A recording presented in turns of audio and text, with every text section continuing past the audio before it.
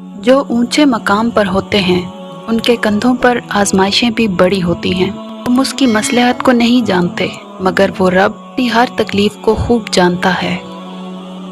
لوگوں کی باتوں پر دھیان دینا چھوڑ دیں، کیونکہ عزت اور رزق اللہ دیتا ہے، لوگ نہیں۔ ہمیں پتہ بھی نہیں ہوتا کہ ہمارا رب ہمیں کس کس مقام پر گرنے سے پہلے تھام لیتا ہے۔ جب اللہ کا ذکر ہوتا ہے تو لوہا بھی موم ہو جاتا ہے۔ بھی نا امید مت ہونا، اللہ اپنے بندوں کو مصیبتوں سے آزماتا ہے، ہر مشکل کے ساتھ اس کا حل بھی ہے۔ ہو سکتا ہے دنیا میں منافق بازی لے جائیں، مگر آخرت سچے لوگوں کی کامیابی کا دن ہے۔ اسلام کے ستونوں کو اپنائے بغیر آپ اللہ کی راہ میں جد و جہد نہیں کر سکتے۔